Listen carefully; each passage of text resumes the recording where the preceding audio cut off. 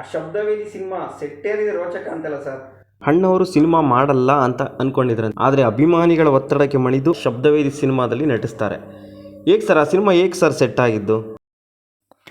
ಅಣ್ಣ ಅವರ ಒಂದು ಸ್ನೇಹ ಚಿ ಉದಯ್ ಶಂಕರ್ ಅವ್ರ ಜೊತೆಲೆ ಅವರ ಒಡನಾಟ ಯಾವ ರೀತಿ ಇತ್ತಪ್ಪ ಅಂದರೆ, ಒಂದು ರೀತಿ ಒಡ ಹುಟ್ಟಿದವ್ರ ಥರನೇ ಅವರು. ಆ ಒಂದು ಒಡ ಹುಟ್ಟಿದವರ ಸಿನಿಮಾದ ನಂತರ, ಯಾಕಂದರೆ ಆ ಸಿನಿಮಾ ನಡೆಯುವಂಥ ಸಂದರ್ಭದಲ್ಲೇ ಚಿ ಉದಯ್ ಶಂಕರ್ ಅವರು ತೀರೋಗಿದ್ದರು. ಆ ಒಂದು ಶಾಕಿಂದ ಅಣ್ಣವರು ಹೊರಗಡೆ ಬರೋಕ್ಕಾಗೇ ಇರಲಿಲ್ಲ.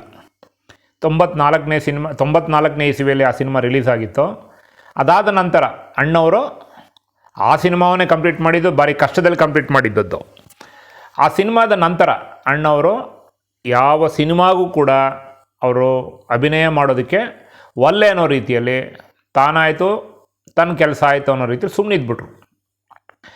ಅದಾದ ನಂತರ ಅಭಿಮಾನಿಗಳು ಕೇಳಬೇಕಲ್ಲ, ಎಷ್ಟೋ ದಿವಸದ ನಂತರ ಆ ಒಂದು ಜೀವನ ಚೈತ್ರ ಅನ್ನೋ ಒಂದು ಸಿನಿಮಾವನ್ನು ಮಾಡಿದ್ರು. ಅದಾದ ನಂತರ ಆಕಸ್ಮಿಕ ಮಾಡಿದ್ರು. ಅದಾದ ನಂತರ ಒಡ ಹುಟ್ಟಿದವರು ಮಾಡಿದ್ರು. ಒಂದು ರೀತಿ ಹೆಂಗಪ್ಪ ಅಂದರೆ ಸಂಜೀವಿನಿ ಬರೋ ರೀತಿಯಲ್ಲಿ ನಮ್ಮ ಕನ್ನಡ ಸಿನಿಮಾ ರಂಗದಲ್ಲಿ ಕಂಟಿನ್ಯೂ ಆ ಒಂದು ಸೀರೀಸ್ ಆಗಿ 3 ಸಿನಿಮಾಗಳು ರಿಲೀಸ್ ಆದವು. 3 ಸಿನಿಮಾಗಳು ಅದ್ಧೂರಿಯಾಗಿ ಬಂದಂಥ ಸಿನಿಮಾಗಳು, ಎಲ್ಲವೂ ಕೂಡ ಚೆನ್ನಾಗಿ ಪ್ರದರ್ಶನಗೊಂಡದ್ದು.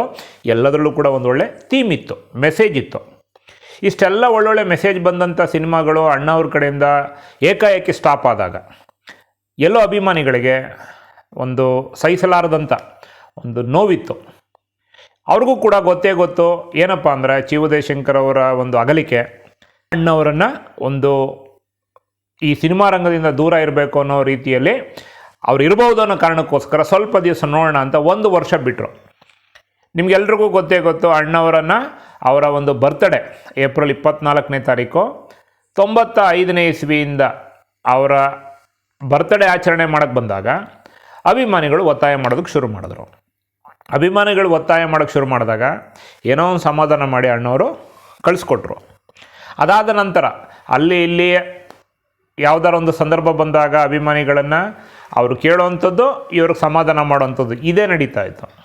ಇದು ಮತ್ತೆ 24 ಏಪ್ರಿಲ್ 96ನೇ ಇಸ್ವಿ ಮತ್ತೆ ಅವರ ಹುಟ್ಟಿದಬ್ಬದ ದಿವಸ ಮತ್ತೆ ಅಭಿಮಾನಿಗಳು ಅವರನ್ನು ಒತ್ತಾಯ ಮಾಡಿದ್ರು. ಈ ಒತ್ತಾಯ ಮಾಡೋವಂಥದ್ದು, ಅವ್ರು ಸಮಾಧಾನ ಮಾಡೋವಂಥದ್ದು ಇದು ನಡೀತಾನೆ ಇತ್ತು. ಎಲ್ಲಿ ತನಕ ನಡೀತಿತ್ತಪ್ಪ ಅಂದರೆ 98ನೇ ಇಸ್ವಿ ಆ ಒಂದು ದಿವಸಕ್ಕೂ ಕೂಡ ಇದೇ ರೀತಿಯಾದಂಥ ಸಮಾಧಾನ ಮಾಡಿ ಅಭಿಮಾನಿಗಳನ್ನು ಸಾಗಾಕ್ಸೋ ಒಂದು ಸಂದರ್ಭ ಬಂದಿತ್ತು. ಆದರೆ ಅಭಿಮಾನಿಗಳು ದೃಢ ಸಂಕಲ್ಪ ಮಾಡಿ ಹೋಗಿ ಕೂತಿದ್ರು. ಯಾವುದೇ ಕಾರಣಕ್ಕೂ ಕೂಡ ಅಣ್ಣವರಿಂದ ಒಂದು ಆ ಶುಭ ಸಮಾಚಾರವನ್ನು ಕೇಳದೆ, ಅಣ್ಣವರು ಅಭಿನಯ ಮಾಡೋದಕ್ಕೆ ಒಪ್ಪಿಸ್ದೇನೆ ನಾವು ಈ ಜಾಗ ಬಿಟ್ಟು ಕದಲೋ ಆಗಿಲ್ಲ ಅನ್ನೋ ಒಂದು ದೃಢ ಸಂಕಲ್ಪದಲ್ಲಿ ಅಣ್ಣವರ ಮನೆ ಹತ್ರ ಜಮಾಯಿಸಿದರು. ಅಣ್ಣವರನ್ನು ಗೋಗರಿಯೋದು, ಅವರನ್ನು ಒತ್ತಾಯ ಮಾಡುವಂಥದ್ದು ಯಾರ ಮುಖಾಂತರ ಹೇಳಿಸ್ಬೋದು, ಎಲ್ಲರ ಮುಖಾಂತರವನ್ನು ಅವ್ರಿಗೆ ಹೇಳಿಸಿ ಒತ್ತಾಯ ಮಾಡಿಸಿ ಕಣ್ಣೀರಲ್ಲ ಸರ್, ಅದು ಯಾವ ಮಟ್ಟಕ್ಕೆ ಅಂದರೆ ಅವ್ರ ಮನೆ ಹತ್ರ ಗೋಳಾಡ್ಬಿಟ್ಟಿದ್ದಾರೆ ಮನೆ ಹತ್ರ. ಅವರ ಮನೆ ಹತ್ರ ಯಾವ ಮಟ್ಟಕ್ಕೆ ಗೋಳಾಡಿತ್ತು ಅಂದರೆ, ಅಲ್ಲಿ ನನಗೆ ಗೊತ್ತಿರೋವಂಥದ್ದು ಅಂಬರೀಷ್ ಅವರು ಅವತ್ತು ರಾಜ್ಕುಮಾರ್ ಅವ್ರನ್ನ ಪರಿಪರಿಯಾಗಿ ಬೇಡಿಕೊಂಡು, ಅಂಬರೀಷ್ ಅವರು ಕೂಡ ಆ ಒಂದು ಅಭಿಮಾನಿಗಳ ಒಂದು ಆ ಗೋಳನ್ನು ತಡಿನಾರದೆ, ಅಣ್ಣ ನೀನು ಏನಾದರೂ ಮಾಡಿ ಎದ್ದಾರು ಮಾಡಿ ಅವ್ರಿಗೋಸ್ಕರನಾದರೂ ಒಂದು ಸಿನಿಮಾ ನೀವು ಮಾಡಲೇಬೇಕು ಅನ್ನೋ ಒಂದು ಒತ್ತಾಯಕ್ಕೆ ಮಾಡಿದು ಅಣ್ಣವರಿಗೆ ಒಪ್ಪಿಸಿದ್ದು. ಆ ಒಪ್ಪಿಸಿದಂಥ ಸಂದರ್ಭ ಯಾವ ರೀತಿ ಇತ್ತು ಅಂದರೆ, ಇಡೀ ಒಂದು ರಾಜ್ಯಾದ್ಯಂತ ಅವರ ಅಭಿಮಾನಿಗಳು ಅಣ್ಣವರ 98ನೇ ಇಸ್ವಿ ಅವರ ಹುಟ್ಟಿದಬ್ಬ 24ನೇ ತಾರೀಕು ಏಪ್ರಿಲ್ ದಿವಸ ಆ ಒಂದು ಸಿನಿಮಾವನ್ನು ಮಾಡೋದಕ್ಕೆ ಅವರು ಒಪ್ಪಿಗೆ ಸೂಚಿಸಿದ ನಂತರ ಇಡೀ ರಾಜ್ಯಾದ್ಯಂತ ಪಟಾಕಿ ಹೊಡೆಯೋ ಜೊತೆಗೆ ಅಣ್ಣವರ ಒಂದು ಹುಟ್ಟಿದಬ್ಬಕ್ಕೆ ಸ್ವೀಟ್ಸ್ ಅಂತೂ ಕೊಡೋದು ಅದು ಸರ್ವೇ ಸಾಮಾನ್ಯ. ಆದರೆ ಏನೋ ಒಂದು ಶುಭ ಸಮಾಚಾರ ಬರೋ ರೀತಿಯಲ್ಲಿ ಆ ಒಂದು ಸಿನಿಮಾವನ್ನು ಮಾಡ್ತೀನಿ ಅನ್ನೋ ಒಂದು ಒಪ್ಪಿಗೆಗೇನೆ ಆ ರೀತಿಯಾದಂಥ ಒಂದು ಆಚರಣೆಯನ್ನು ಇಡೀ ರಾಜ್ಯಾದ್ಯಂತ ಮಾಡಿದ್ದಂಥ, ಪಟಾಕಿ ಹೊಡೆದು ಸಂಭ್ರಮಾಚರಣೆ ಮಾಡಿದ್ದು. ಸ್ವೀಟು ಪ್ರತಿ ಹಳ್ಳಿಗಳಲ್ಲೂ ಕೂಡ ಸ್ವೀಟ್ಸನ್ನು ಕೊಟ್ಟು ಪಟಾಕಿ ಹೊಡೆದು ಆ ರೀತಿ ಅದ್ಧೂರಿಯಾದಂಥ ಒಂದು ಸೆಲೆಬ್ರೇಷನ್ ಮಾಡಿದಂಥ ಒಂದು ದಿನ. ಅದಾದ ನಂತರ ಕೇಳಿ ಅದು ಆಲ್ರೆಡಿ ಮುಂಚೆನೇ ಎಸ್ ನಾರಾಯಣ ಅವರವರ ಕಥೆಯನ್ನು ಒಪ್ಪಿಗೆ ಕೊಟ್ಟಂಥ ಸಿನಿಮಾ ಆಗಿರೋದಕ್ಕೋಸ್ಕರ ಇನ್ನು ಕತೆ ಫೈನಲೈಸ್ ಮಾಡೋದು ಇನ್ನೊಂದು ಮತ್ತೊಂದು ಯಾವುದು ಒಂದು ಅಡೆಚಡೆ ಇರ್ತಿರಲ್ಲ, ಆ ಸಿನಿಮಾ ಸೆಟ್ ಅವರೋದಕ್ಕೆ ಎಲ್ಲವೂ ಕೂಡ ಪ್ರಿಪ್ರೇಷನ್ ಆಯಿತು. ನಾದಬ್ರಹ್ಮ ಹಂಸಲೇಖರವರು ಬರೆದಂಥ ಆ ಒಂದು ಸಾಂಗ್ಗಳನ್ನು, ಅದಕ್ಕೆ ಸಂಬಂಧಪಟ್ಟಂಥ ಚಿತ್ರವನ್ನು ಕಾಶ್ಮೀರದಲ್ಲಿ ಎಷ್ಟೋ ದಿವಸ ಆದ ನಂತರ ಕಾಶ್ಮೀರದಲ್ಲೇ ಚಿತ್ರೀಕರಣಗೊಂಡಂಥ ಆ ಒಂದು ಸಿನಿಮಾ. ಮತ್ತು ಇನ್ನೊಂದು ಏನಪ್ಪ ಅಂದರೆ, ಆ ಒಂದು ಸಿನಿಮಾದಲ್ಲಿ ಹೊಸತನ ಅಂದ್ರೆ ಅರ್ಥ, ರಾಜ್ಕುಮಾರ್ ಅವರ ಜೊತೆ ಜಯಪ್ರದರವರು ಅಭಿನಯ ಮಾಡಿದಂಥ ಎಲ್ಲ ಸಿನಿಮಾ ಸೂಪರ್ ಹಿಟ್ ಆಗಿತ್ತು.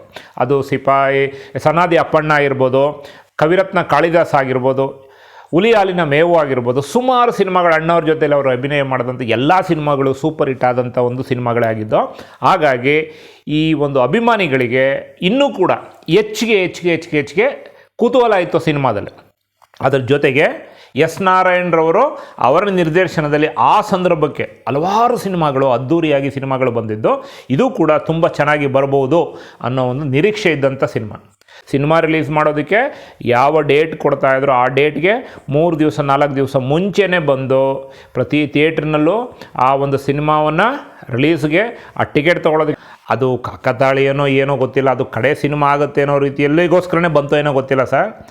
ಅದ್ಧೂರಿಯಾದಂಥ ರಾಜ್ಕುಮಾರ್ ಅವರ ಆ ಒಂದು ಅವರ ಸಿನಿಮಾಟೋಗ್ರಫಿ, ಅವರ ಒಂದು ಜೀವನ ಚರಿತ್ರೆ ಆಗಿರ್ಬೋದು, ಅಥವಾ ಅವರ ಒಂದು ಸ್ವಭಾವವನ್ನು ಬೇರೆ ಆ್ಯಂಗಲ್ನಲ್ಲಿ ಎಸ್ ನಾರಾಯಣರವರು ಚಿತ್ರೀಕರಿಸಿದ್ರು ಸರ್. ನಿಜವಾಗ್ಲೂ ಕೂಡ ಆ ಸಿನಿಮಾ ಅಣ್ಣವರ ಕಡೆ ಸಿನಿಮಾ ಆಯ್ತಲ್ಲ, ಅದೊಂದೇ ಹೊಟ್ಟೆ ಉರಿಯುವಂಥದ್ದು.